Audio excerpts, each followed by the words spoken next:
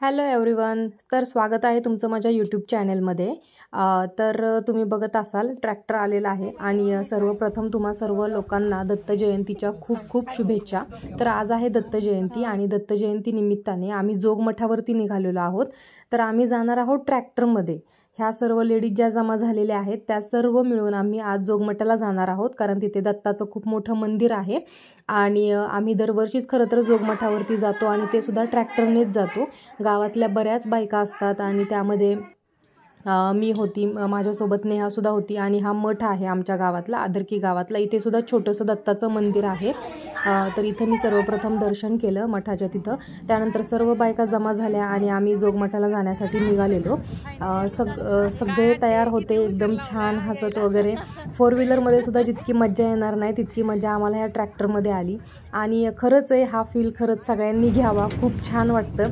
ऊन मात्र प्रचंड लागत होतं, सगळ्यांनी डोक्यावरती घेतलेलं. मला तर उन्हाचा प्रमाणाबाहेर त्रास होतो. ऊन मला नाही सहन होत खरं तर, पण ठीक आहे ना, कधीतरी एन्जॉयसुद्धा झालाच पाहिजे थोडाफार. सो आम्ही सर्वजण आज दत्त जयंती निमित्ताने जोगमठावरती निघालेलो. गाणं म्हण, भजन म्हणणे, गाणं येतं का? हा तेवढंच येतं, बाकी आणि सिंगचं म्हणायला लावलं असं तर अख्खं म्हटलं असतं आहे का नाही?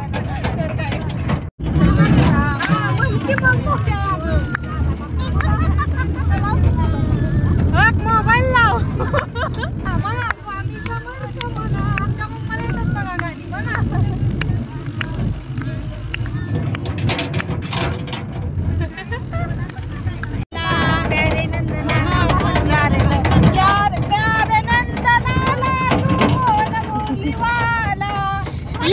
एवढं नको गाणं म्हणायला सांगितलं, एवढं कशाला एवढी.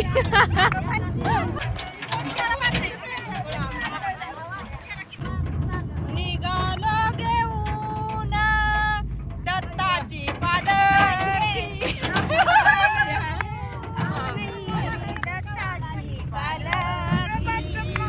निघालो घेऊन दत्ताची डायली.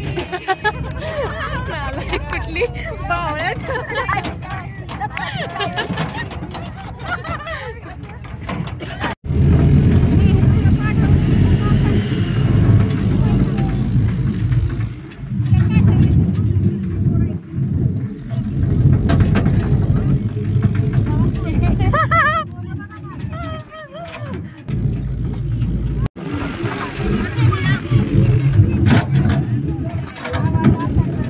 चक्क ही मुलगी रील स्टार आज ट्रॅक्टर ट्रायलीतून झोपेत चाललेले आहेत. सगळे एन्जॉय करत चाललेले आहेत आणि ओढणी तोंडावरती घेऊन अचानक झोपून चाललेले आहेत.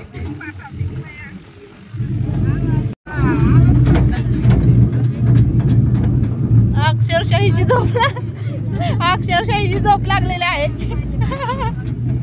या रस्त्यावरती वर्षभर बिलकुल गर्दी नसते, पण आज दत्त जयंती असल्या कारणाने दर्शनासाठी निघालेले सर्व लोक आहेत, त्याच्यामुळे एवढी जास्त गर्दी होत होती की आम्हाला ठिकठिकाणी थोडा वेळ थांबावं सुद्धा लागलेलं. त्याच्यामुळे आम्हाला मंदिरात पोचायला खूप जास्त वेळसुद्धा झालेला, हे बघू शकता तुम्ही. आणि रस्ता पण खूप छोटा आहे, त्याच्यामुळे वाहनांना येताना जाताना जरा त्रासच होत होता. दत्त जयंतीनिमित्त झालेली गर्दी इथे तुम्ही बघू शकता. गाड्या लावण्यासाठी सुद्धा जागा नव्हती जास्त, खूप जास्त लांब गाड्या लावाव्या लागत होत्या. तेव्हा कुठे रस्त्यावरती चालण्यासाठी जागा होत होती आणि पोलिसांचा बंदोबस्त पण खूप जास्त असतो इथे, कारण गर्दी जास्त असल्या कारणाने गाड्यांची वगैरे खूप गर्दी होते त्याच्यासाठी. आणि इथे तुम्ही बघू शकता तुफान गर्दी झालेली आहे. अजून मंदिरामध्ये तर खूप मोठी लाईन असणार आहे, कारण दरवर्षीच ते असतं. दर्शनासाठी खूप जास्त लोक येतात या दिवशी.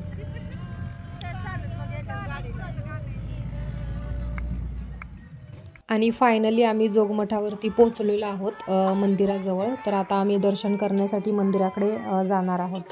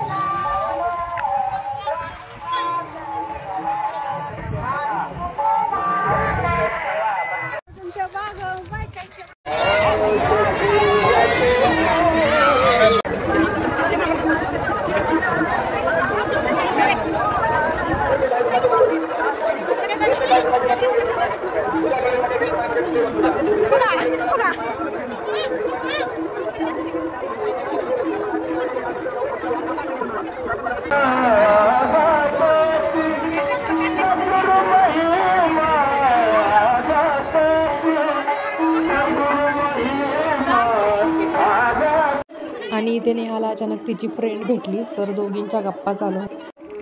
दर्शनासाठी लाईन तुम्ही बघू शकता किती मोठी लागली आहे. मला असं वाटत होतं की दरवर्षीपेक्षा जरा जास्तच यंदा गर्दी होती आणि खरंच होतं हे, कारण तुम्ही लाईन बघू शकता किती मोठी आहे. आणि मला खूप ऊन जास्त लागत होतं, कारण घरून येतानासुद्धा ट्रॅक्टरमध्ये आल्यामुळे तिथेसुद्धा खूप ऊन लागलं. त्यानंतर एवढी मोठी रांग होती. मला तर एवढा कंटाळा आलेला. आता म्हटलं मी कधी जाणार मंदिरापर्यंत, पण टाईम कसा निघून गेला ते सुद्धा नाही समजलं. कधी आम्ही मंदिरापर्यंत पोहोचलो, दर्शन घेऊन बाहेर पडलो, काहीच टाईम नाही समजलं. खरं तर खूप छान वाटलं या सर्वांसोबत.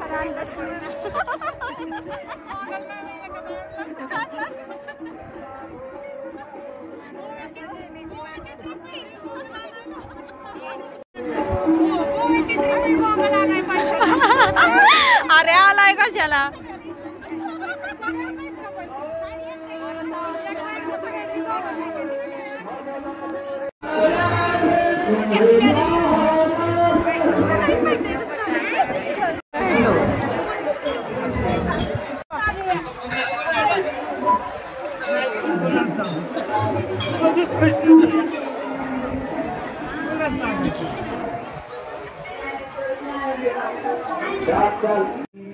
आणि इथे मंदिरामध्ये बंदोबस्तासाठी कोणत्या तरी शाळेच्या मुली होत्या, ज्या की सकाळपासून खूप कंटाळल्या होत्या खरं तर उभं राहून.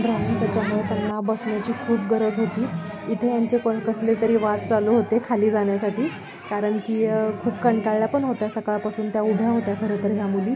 पण छान त्यांनी बंदोबस्त केला, म्हणजे लिमिटेड लोकांना आतमध्ये पाठवून बाकीच्या राहिलेल्या लोकांना पाठीमागे ठेवून खूप छान, म्हणजे त्या पण गाईड करत होत्या. छान वाटलं.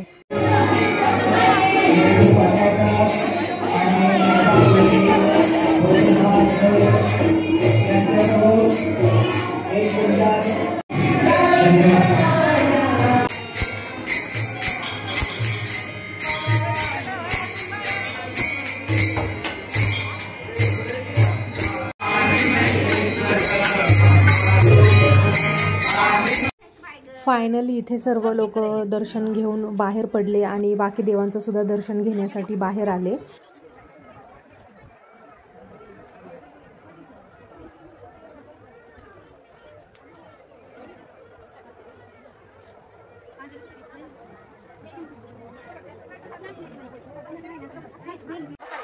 मंदिरावरून काढलेला हा व्हिडिओ आहे, तुम्ही बघू शकता गर्दी किती आहे. दुपारचा टाईम आहे 3चा.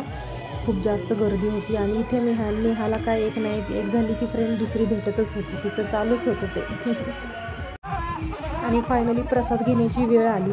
प्रसाद इतका छान झालेला, कारण जेव्हा आम्ही दर्शनासाठी रांगेमध्ये उभे होतो त्याच टायमिंगला सांबरचा इतका छान वास सुटलेला. मी नेहाला म्हटलेलं सुद्धा यंदाचा प्रसाद अति जास्त छान दिसतोय.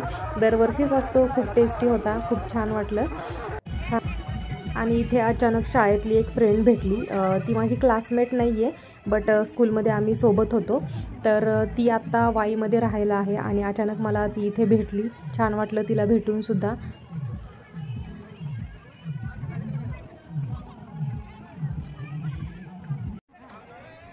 आणि आता या बायकांना सगळ्यांना ओढून ताणून बाहेर काढावं लागलं, कारण पटापट उरकत नव्हत्या, बाहेर निघत नव्हत्या. आणि आता यांची शॉपिंग चालू होणार होती, कारण मला माहिती होतं या खूप उशीर लावणार आहे तिथे. आणि इथे नेहाने आणि मी गोळा खाण्याचं ठरवलं. गोळा खूप जास्त आवडतो, म्हणून आम्ही इथे दोघींनी सोबत गोळा खाल्ला.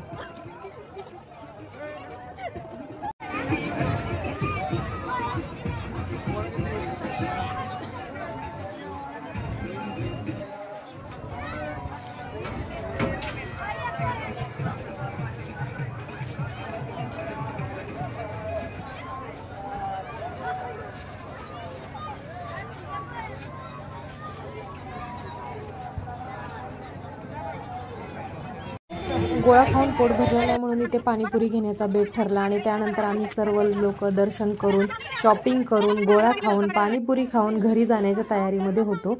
आणि सर्व लोक ट्रॅक्टरमध्ये चढत होते. त्यासाठी मी घरूनच येताना स्टूल घेऊन आलेले, कारण बायकांना चढता येणार नव्हतं म्हणून. तर हा स्टूलसुद्धा मी घरून आणलेला बायकांसाठी. आणि इथे तुम्ही ट्रॅफिक बघू शकता किती झालेलं आहे, कारण रस्ता छोटा असल्या कारणाने सतत अशा पद्धतीने थांबावं लागत होतं. आणि इथे सर्वजण आपापली शॉपिंग दाखवत होते. आता सर्वांनी काय काय शॉपिंग केली आहे ते बघा.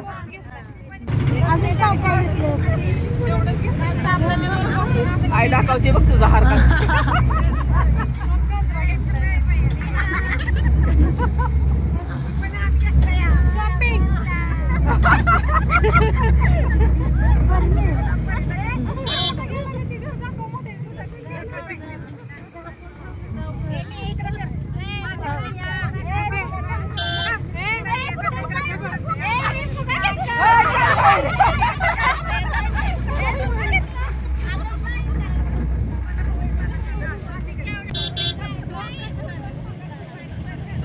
दाखवलं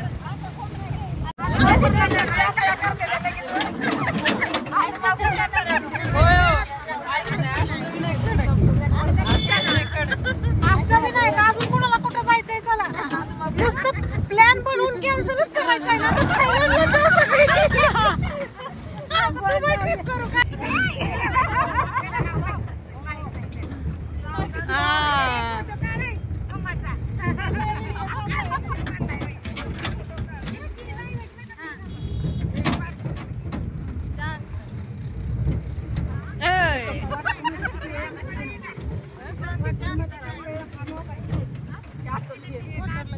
मोबाईल नव्हता मला म्हणलं घ्यावाच एखादा टेलिफोन म्हणलं त्याला फोन करायला तेवढा लागतोय ना फोन हॅलो अगं चैया म्हणाले वाजवा